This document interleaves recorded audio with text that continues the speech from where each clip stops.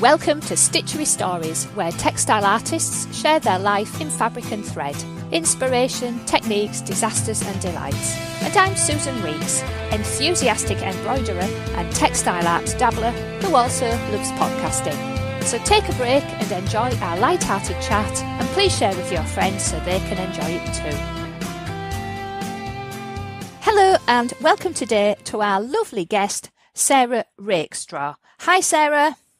Hi Sue. It's lovely to speak to you today, Sarah, and I have a bio here for Sarah, and I think lots of you will actually know who she is.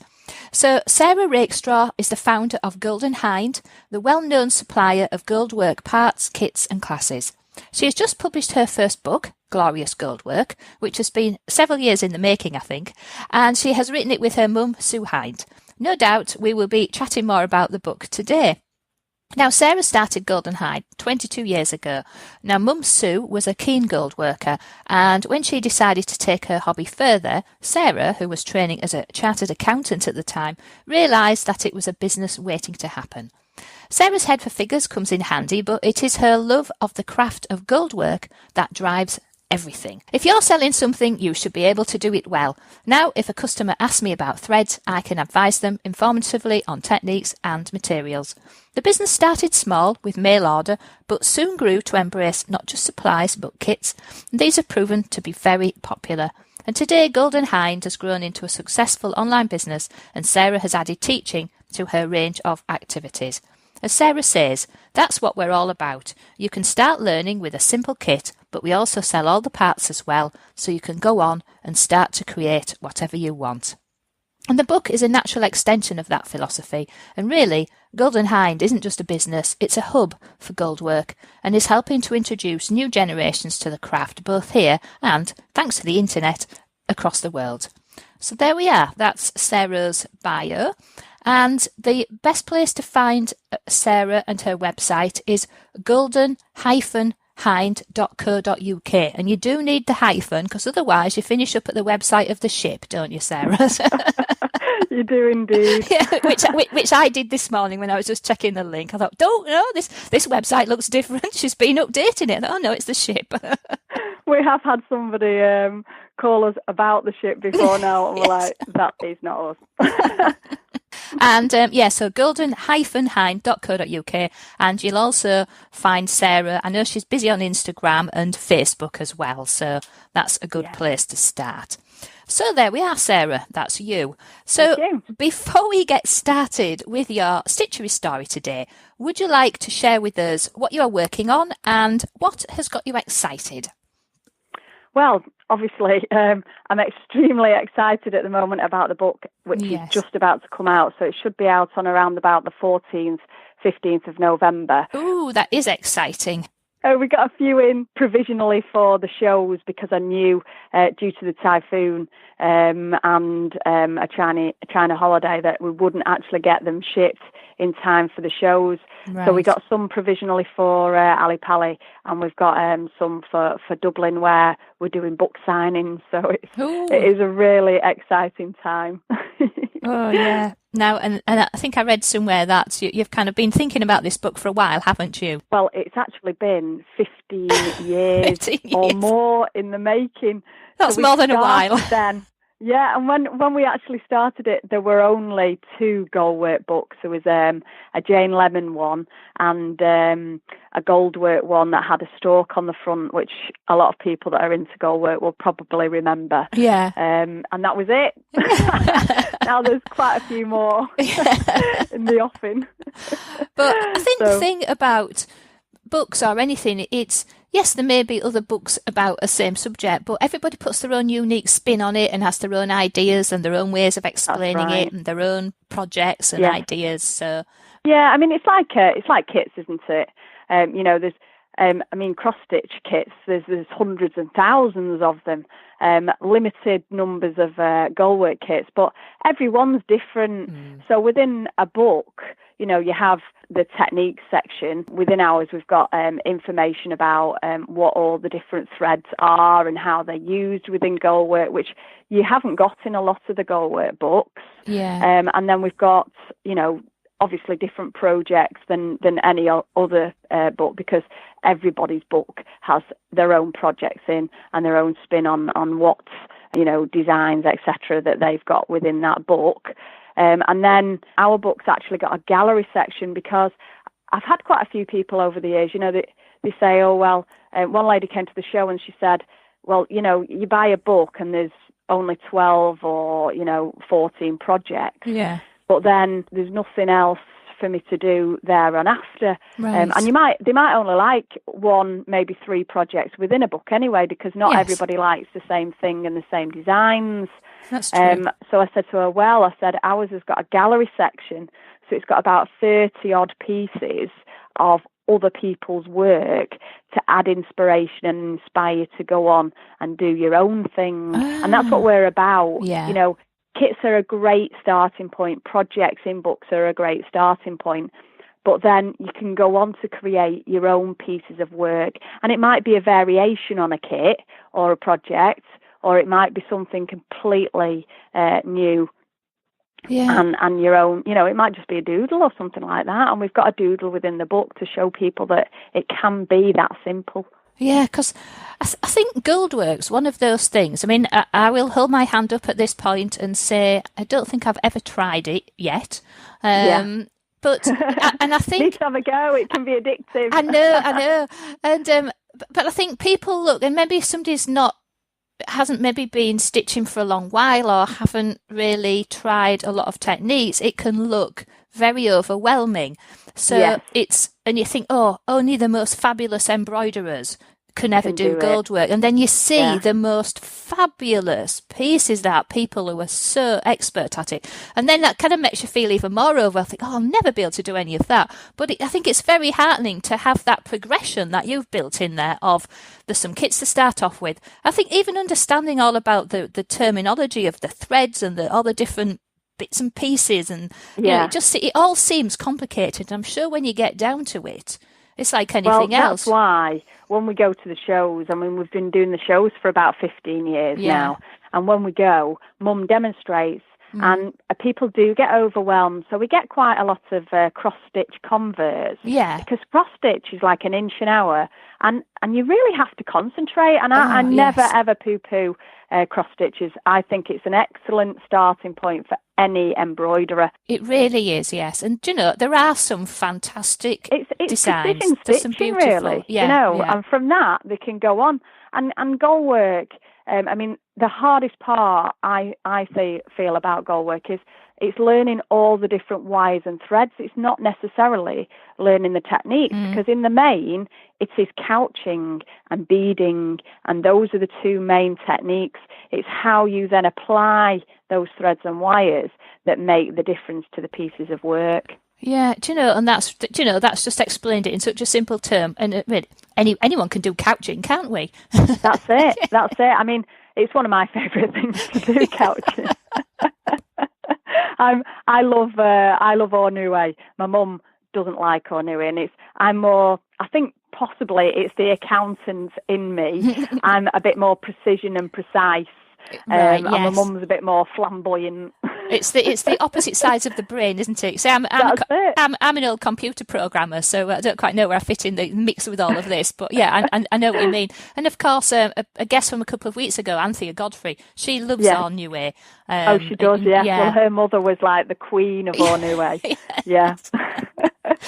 So, right. Well, that's a brilliant little intro there into what you're doing. I can see that, yes, you are very excited about your book. And of course, you'll have just done Ali Pali, and yes, indeed. It's Dublin fairly soon, isn't it? Dublin and then we've got next week. Oh, next week. I'm like, right. I was up till 12 o'clock last night making up. My old board is a bit dilapidated, but it's been hawking it around for like 10, 15 years, and now it's a bit on its last leg. So I've had to do a new board and relay everything out the way I want it. It's taken me quite some time. Yeah, not surprised. And then we've got Harrogate at the end of the month, so I'm going to pop and see you then, because I'm definitely going. So. Oh, well, it'll be lovely to see you. Yeah, well, I've got loads. I'm really looking forward to it, because I've got loads of guests who've all been sending me messages saying, "Oh, so are you going to pop in and see me?" So I'm going to help at the Embroiderers Guild stand on the Friday, and then on the Sunday I'm going to spend the day wandering around and chatting. So so there we are. Well, I was going to say we're doing a Facebook and Instagram competition for tickets, but obviously you'll have your badge anyway, so you'll be able to get in free. Yes. So the delights of volunteering. That's it. You get to look at the show as well. Yeah. Well, I don't think I'll be doing much on the Friday, but the Sunday I'm going to have a right good wander around and a right good chat with everybody. So anyway, great, isn't it? Right. So now you've mentioned there about getting interested in embroidery and textile art. Came from your mum, then, isn't it? So how did that kind of work? Well, my mum, she's done 2 City and Guilds over the years. And the first time she did the City and Guilds, it was very traditional. So she did goldwork and all the different embroidery techniques. The second time, it was all slashing and burning, and she was a bit like, oh. So when she did the first one, she had a goldsmith's tutor that was her teacher. Right. And she was very pernickety, and but she was a bit more flamboyant as well. And when Mum did like something that was a pretty picture, she'd say, "Oh, that's a pretty picture, Susan," she'd say. So my mum actually that was wrong. My mum's baptism of fire into goldwork was a banner for mine and my brother's primary school. Oh, that sounds advanced for primary school. Because in the north, we have what's called walking day, and the kids and a lot of the church schools and the like clubs and brass bands and this, that and the other, they just do a walk, and it's like an hour's walk in different areas, and each one has their own banner. So my mum made one, and each of the letters was about 10 inches high, and it said St.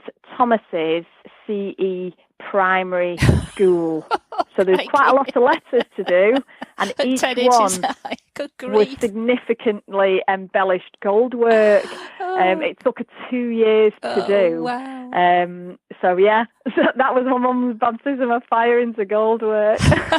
She couldn't have picked a small, pretty picture then. No, it had to be a big banner. It had to be a massive banner. Yeah, that's my mum down to a T. I mean, when we go on courses once a year with the North Wales Embroiderers Guild in Plastana Bulk, and whenever we go on, we always churn out tons. My mum never goes small. If you say do something small, it isn't. It's always big and flamboyant with my mum. Fantastic. So you've always had that in your background as well, then? Yes, and I'm going to be following in my mum's footsteps, because my son's primary school, their banner is a bit dilapidated, and they've changed their logo as well. And got roped into doing their banner. Well, yes, it was bound to happen, wasn't it? It was. I'm not going to get 2 years to do it. I've got 6 months, just over 6 months. So, brilliant. Yes, I need to work a bit faster. Yeah, I've never heard of walking days. That must be a Lancashire thing, is it then? Because I've never heard of it. It is a northern. Yorkshire. Yeah. So I think Wigan do it, Manchester, it's obviously over west that way. Of the Pennines, then, sort of thing. I've never it is heard more of it of in a Yorkshire. northern thing. Yeah. No. Right. This side it is. So what would you say then? Obviously, I think we know some of the answer there. So who or what have been major inspirations to you over the years, Sarah, with your work, and of course currently? It's definitely my mum. She's been my main inspiration, and there's lots of inspiration out there. So I've met Jane Lemon before she sadly passed away a number of times, and she was a fabulous embroiderer, part of the Sarum group. She produced so many amazing banners. And there's so many brilliant goldwork embroiderers out there these days, and they all add their own inspiration and their own slant on goldwork. So it was definitely my mum that got me into it, and she'd started courses up and being the chartered accountant. I said, oh well, we need to actually make it into a business, and that's where it all stemmed from. Right. So my mum was my main teacher, and I did go to the Raw School to see if they could teach me anything that she hadn't already. And did they manage that? Just day class, a couple of longer day classes. Yeah. But yeah, it was good. I enjoy doing anything like that. What I think is really interesting is that you did move towards creating a business out of it. And isn't it funny, though, sometimes that we can be doing something ourselves and it takes another person to go, well, hang on a minute, actually, we could do this, this and this. Had your mum thought about that, or was it just like, I'm doing gold work and I might do some kits or, whatever? Yeah, my mum is not business-minded at all. She doesn't. I mean, when we go to the show, she doesn't take any money. She's like the queen. She goes around and she tells me that I owe them money and they owe them money, and I just basically pay for everything. But then, she doesn't get paid. She's just like my advisor, my chief advisor. So, it's I give her little perks and little bits and bobs for her to do her own embroidery. So yeah, that's where it started really, and I just thought, well, obviously being the business-minded person that I am, I thought, well, you can't be buying the bits and selling them on unless you are a business, and obviously I'm very much the right side of the line and doing everything the right way, and so I was like, yes, this is how we must do it, and that's how it started, from just goldwork parts. Yeah. And then, over the years, I've just put all the money back into it. I've never really taken very much out. So I'd just add different things. So we added delicate beads as a range and frames as a range, and then scissors. And then I've taken over a scissor wholesale business called Simply Scissors as well. Yeah. And then more recently, I added witchcraft wires to the business because, unfortunately, Harish passed away. And then very recent, I took over Mason Nairn about 2 years ago. So I've added black work and white work to the Golden Hinde branch as well now. Right. Oh, well, a real little empire building going on in the background there, then. But I have one business when you can have three. But I think that speaks to as well that as much as it's nice to have a specialised business, then sometimes you do need to branch out into the related areas as well, because people are very much into kind of one-stop, let's face it, the internet's handy, but when you're looking for things like beads and wires, it can be a real pain in the backside as well. It can take so damn long. You think, what have I been doing? I've spent an hour and I haven't even ordered any damn beads yet or whatever. It's just it can be really irritating. And so then if you have to repeat the process because this person doesn't have enough of them beads, or they don't have that. They've got 3 of the colours you want, but not the 4th. That's right. But it's difficult from a stockist point of view as well, isn't it? Trying to stock everything in the world. It is. And it is hard to stock everything. Yes.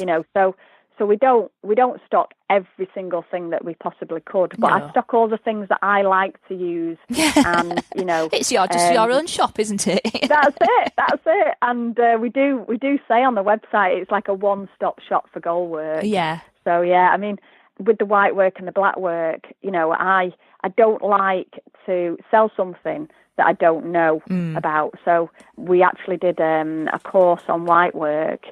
We had Nicola Jarvis do a course on white work for us, and we had Jen Goodwin do a black work. Oh, yes, and her black work's gorgeous as well, isn't it, with all the colours and things? She's writing a book at the moment on black work. She is, yes. She's another previous guest as well, so I'm seeing nice to see what happens with her book as well. But so fabulous. We've had those two, and I pick the brains about, materials, because we do all the linen sizes as well now, and obviously you can work black work and white work on different sizes. Yes. And we tended to go for the medium sort of size so that it was easier, because they came up to my students and my classes. Yeah. Because within goldwork, we don't just do goldwork within the classes. We add a bit of stump work, and we do a bit of wires. Right. Yes. And sheer fabrics. So we add quite a few other dimensions within it, because it's quite nice to just do like a little bit of stitching on this section instead of just purely always gold work. Yes. It works really, really well with other forms of embroidery. Like, Alison Cole does a lot of stump work, gold work overlap, and they work extremely well together. Yeah, and I think that's the thing when we see a lot of the more modern pieces and the modern ideas, it is very much fusing together different exciting pieces from different skills and coming up with something really outstandingly beautiful. So that's something that's really kind of attracted my attention, definitely. And I mean, I was even surprised when I was speaking with Georgina Bellamy and those lovely animals she makes. And I said, the first thing I said, I'm just amazed at all the colours, because I thought goldwork was just gold coloured wires and things, I've had that before with people. I mean, one lady said, I don't like gold. And I said, well, it doesn't have to be gold. There's so many these days colours that you can introduce. So, you know, it's up to about the last 15, maybe 20 years that you've had a lot more colours come in. And it's only, you know, anything, it is traditional goldwork, but it's actually come over from the continents originally, you know, and then we've made it what it is today. Leather wasn't really part of goldwork until the last 100 years, really, because people didn't tend to use it. If you look at a lot of the ecclesiastical altar frontals and the armour regalia cuffs and collars, there's no leather work within any of those. But leather grows really, really quickly. So I think, you know, as the foiling processes have got better and they've started to introduce it within goldwork as well. And of course, you can do a letter in leather much quicker than you can silk shading or outlining and couching, you know. So I think that's the one and only thing I've ever bought from your shop so far, was a piece of about 4 inches, no, not even that, 2 inches square, red metallic kind of leather. Floppy leather. It was lovely, and I made it into a rocket. Well, for some aliens. Don't ask, but that's what I bought it from. I've had the leather bought for shoes, for teddy bears. I've had some of the wires and threads bought for car exhaust, you know, model car making, boat, ship, ropes and all sorts. Because sometimes people see it and they think, oh, well, that'd lend itself really well to this, you know, instead of embroidery. I know. It did make a brilliant little 50s styly rocket, which I then embellished with, you know, the gutter that you do silk painting with. There was a pearl, a metallic-y pearl grey thing, so that made the little bolts round it, you know. But so that's what I used your materials for. That's it. It doesn't have to be used for goldwork. It can be used for anything. I do feel like I must have a go, though. I have to get out my backstitch phase, won't I, and start doing something else. Right. Right, so we've mentioned a few techniques there. And so you've mentioned that Ornue is one of your favourite techniques. So have you got any particular as well of that? And why do you like them so much? I know we've kind of touched on some of this. I find couching very therapeutic, you know, and I can do perfection and get things perfectly in order, but I can also do random really well as well. So when people are doing Ornue, they have the design drawn or painted on the back, but I can do things a bit more ad hoc as well. I don't necessarily need things. I think some people are good with their imagination and some aren't, and I can see things and how they can be, and I can just you know, get that right stitch in the right place. So I think I'm very lucky like that, really. Yeah, you can visualise where it's going before it's got there. Yeah, but brilliant. I like all the fiddly techniques. So I like doing pearls over string and things like that as well. Right. But Ornue, you know, if you don't get your stitches in the right place with those colours, it can come out completely different. Yeah. So we've done flowers, and we've done. In the book, I've done a bee and a ladybird, which are quite simple designs, just to show people, get started. How they can. That's it, and then they can go on from that to do any designs. But generally, with Ornue, if you're doing a very complicated design, you paint the background so you know where the colours go. Traditional Ornue, which Anthea's mum did a lot of, was very, very blocky and very, very tight. So nearly every bit of the thread would be covered, within the one. Yeah. That's it. within the ones I've done, there's a ladybird that's got, you know, gaps between, and you can see some of the gold coming through. And I think that lends itself to Ornua very well, because it's nice to see some of that gold coming through as well. I think so. I saw a lovely example. It must have been on Instagram of somebody had done this circle, and it was shaded with like rainbow colours. And yes, that's Natalie Dupuy. That'll have been it. Yeah, it was gorgeous. Circle of Colour or something it's called. Yeah. It's amazing. Yeah. Absolutely fabulous. She's done that with passing thread. She's a sadist.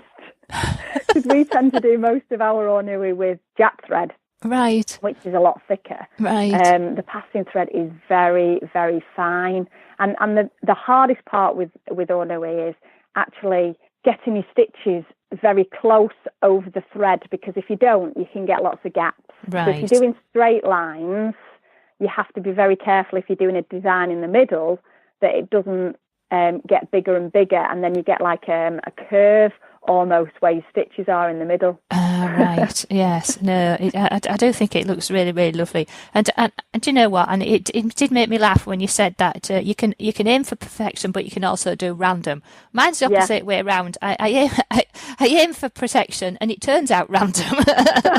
Well, do you know, it's funny because I was doing a little theatre demonstration at Alexander Palace, and I was showing a bit of Jap, how to couch on, and how to apply the wire, which the main wire that you use is a bright check. When I was doing it, I was saying, you know, we're doing random, and I said, but I've just done those first 4 pieces, and they're almost forming a pattern. And that's it with a lot of my ladies that are my students in my classes. They find it very difficult to do random. Yeah, our brains are not programmed. Humans are not programmed to be random. It's really hard for us to be random. No matter how we try, we can't be random. And it gets even worse when you try and be random as well. It's really, really difficult. I just find it quite easy. So, you know, from those first 4, and they were almost in a pattern, to then just move, you know, you add another one and you can make it completely random then, and you'd never know that they were forming a pattern in the first place. Right. Yes, I see what you mean. So with all what you've achieved then, what would you say, Sarah, has been the high point of your journey so far into goldwork and embroidery in general, I suppose? Gosh, there's so much really.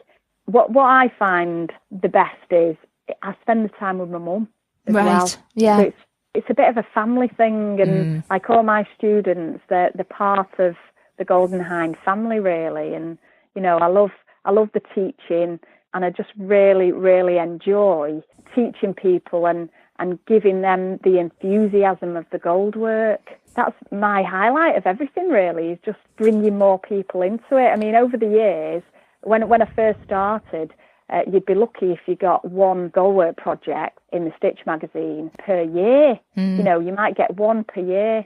Now, it's nearly in every single issue, even if it's just a highlight within another piece. Yeah. You know, and we've been doing the shows, advertising, and we've put projects in the magazines. And I'd like to think that some of that enthusiasm for people, you know, going on to do goldwork has been from us really, and us encouraging people to do it. My mum's terrible at the shows. She sees young ones, and young ones, you know, are the future. If the young ones don't get into it, then there'll be no future for any embroidery. Exactly. Yeah. And when she sees the younger ones and they're taking interest, she said, "Here, take that, and you have a go of it at home." She said, "But don't tell Sarah." So yeah, we love, you know, I love enthusing students, and if I can help them out, I mean, I've given discounts. I do a student discount for the students just because, you know, I want to encourage them to do it. So any student that I've got the I don't know whether it's NUS card, that might be a bit retro now.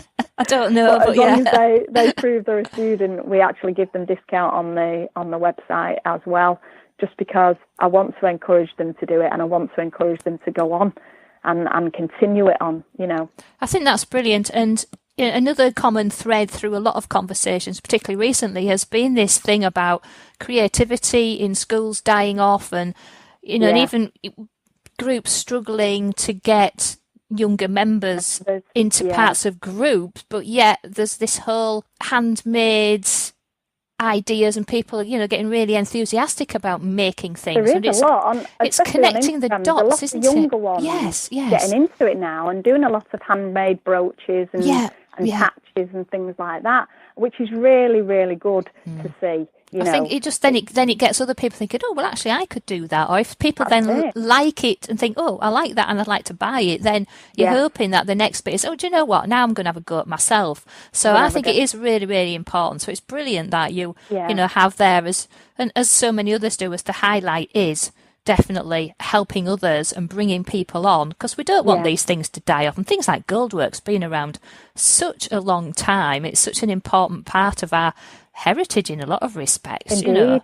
So those skills, we don't need to lose those skills, do we? We need to keep them going. There's still a lot of people that do it for churches. Yes. But there's more people that do it for their own pleasure, and they might put it on cushions, do a picture. We've had, my wedding dress actually had Goldwork on it. It was in silver. So my theme was purple, like a Cadbury's purple. All right, and silver was the colour. And I had a medieval style dress that my mum made, and the belts that went round it with the sash was all in Goldwork. Oh, lovely. Oh, and they had a little motif on the bridesmaid dresses that was Goldwork as well. I had six bridesmaids, so my mum literally had her work cut out for her. She had to cut it all out. Oh dear, I'm surprised her fingers haven't fallen off by now. No. The other thing, of course, is it all looks like we're in the era of Instagram, and everything's got all about visual and attracting attention, and it just lends itself so beautifully. You can't not be interested when you see some of the pictures shared around. It's just you just can't.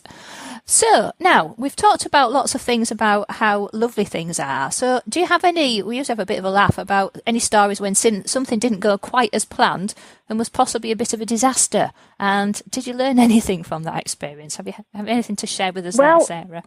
I would say that anything that is a disaster can always be made good. Yeah. So when I went on a course once, we produced a piece of work. And some people, when you go on a course, some people produce things and they love what they're doing. Yeah. And other people produce stuff and think, oh, well, I don't think much of that, Yeah. And this particular tutor, and I can't remember who it was now, basically made you cut your work up. So you did this piece of work and you thought, oh, well, you might have thought, oh, it's fabulous. Or you might have thought, oh, well, I don't think much of it. Yeah. But then basically you just cut it up. Oh, no. And you'd use it as a different piece of work. Yeah. And it was amazing. So I think that even you've had a disastrous piece of work, you can chop it up and make it into something different. Been a few glue disasters. We don't like glue. My mum had a bit of a disaster recently, and we were making brooches, and my dad bought this glue. She said, well, we'll just try one, and my dad said, oh no, it'll be all right, we'll do all of them. And she spent ages doing these 8 brooches, and then this glue just like expanded. So I think that's the only major disaster that we've not really been able to recoup. Oh, and that was down to lack of testing. That was your dad getting too excited, wasn't it? But we'll just do it, it'll be fine. Typical man. Well, I know, but within Goldwork, if it's a disaster, you spend hours and hours on it. Yeah. So if you've got a mark on it, you can just like make a little embellishment and hide it. Yeah. So that's what we do. If you have a disastrous piece and you get a mark on it, we just then add a little sprinkle of bright check or a little swirl, that wasn't really there, but nobody knows. Yeah. Only we know. Exactly. So, and do you have any UFOs then, where you haven't quite got round to finishing them off? I try to get things done. Yeah. And I try to finish things off. So I don't have too many UFOs. I do know some people that have got lots and lots of UFOs. As I said about this course I go on every year, I always try to finish off my piece of work within the course. The last course I went on, sorry, I went on not this year, but the year before. It was with Jambi and Ingy and Little John. All right, and they were making little squares, and they were doing 6 different techniques, which a lot of people were a little like, oh, too much going on. And I made these slightly larger triangular shape. Yeah. And she said, oh, what are you doing with that? And I said, oh, I'm going to make it into a hexagon. Yeah. She was like, oh, good luck. So I thought, right, okay, I'm going to plan this out and I'm going to make it. And at the end of the weekend, I'd made 6 pieces and they were a hexagon shape. Well done. But what I decided was I was going to embellish that. She said, what are you going to do with it? And I said, well, I'm going to add some gold work and I'm going to make it into the back of a jacket. Yeah. So it's actually in the book, the piece of work. And I've started to do a braid. You know, these braids, bracelet type braids. Right, yes. I started to do a braid for the outside, but it's going to take me quite some time to do this braid, because between, you know, having the 3 businesses, especially having the book out now, and having 2 children, there's not a lot of time to do a lot of stitching. Yeah. So it's going to take me a little bit more time to do this braid. So I think what I need to do is put a little bit of ribbon just for the time being. Right, yes. And it was supposed to be at Ali Pali, but I left it at the caravan. So I didn't have my jacket for Ali Pali. Oh. But I'm going to be having my jacket for Dublin and for Harrogate. So I'm going to have this piece of work on the back of my jacket for the shows. Brilliant. Oh, well, that'll be nice for everyone to look out for. Yeah, and when I did Nicola's white work and Jen's black work, obviously I've been doing the book, so they're partially finished at the moment, but I will get them finished. Yeah. So over the next year, I'll have them done as well. I'm one of these, I like to finish things off, and I don't like to have unfinished things around. So I've only really got the 3. Yeah, well, yeah. I know workshops are usually quite a good source of unfinished things, aren't they, really? And I know I'm guilty at the moment of, we've had 3 workshops in our guild in the last year or so, which is a special treat for us. But because I'm doing this now, my stitching time has just deteriorated. So I keep getting, I've got this bag now. What are you doing, Sue? Well, I've got a choice of 3 to do today. I really must get on with these. So that's good news on the UFOs as well then, Sarah. Yeah. So, yeah, brilliant. So in amongst all of that, you do manage to find some stitching time to actually get on, and that's the enjoyable part, isn't it? It is. And I do love my stitching. Yeah. I do love it, yeah. Brilliant. Right then, well, we could talk all morning. We could. We'll have to, I'll come and see you when you're at Harrogate and we can carry on our conversation. It would be lovely to see you. So thank you so much, Sarah. It's been fantastic finding out about your book and the businesses that you're running to help everybody else keep on stitching, which is wonderful. So remember, you can find all about Sarah and the Golden Hinde on golden-hinde.co.uk, and go and follow her on Instagram, because I know she's really quite good on there, posting interesting things. So there we are. That's it. And obviously, if you're at Dublin for the Knitting and Stitching Show and Harrogate, you'll be there as well. Yes, and we're book signing there. Book signing, brilliant. So if you fancy a new Goldwork book, get yourself off and go get it signed by Sarah. Had some really good reviews already about it being the best Goldwork book, so there we go. Oh, that's really, really great. So that's a real nice high point for us to finish on today. Yeah. Brilliant, Sarah. It's been fantastic, and I'm looking forward to meeting you in real life. Yes, indeed. All right, you take care. All right then, cheers, Sarah. Bye. Thank you, bye. If you liked this episode and want to hear more, then please join the Stitchery Stories fan club so you can get an email when a new episode is released. It's a quick and easy way of listening and of keeping up with any news and offers from our lovely guests. Please visit stitcherystories.com to join the fan club. Of course, if you have iTunes, then subscribe there to automatically get new episodes, and why not leave us a review and rating whilst you are there.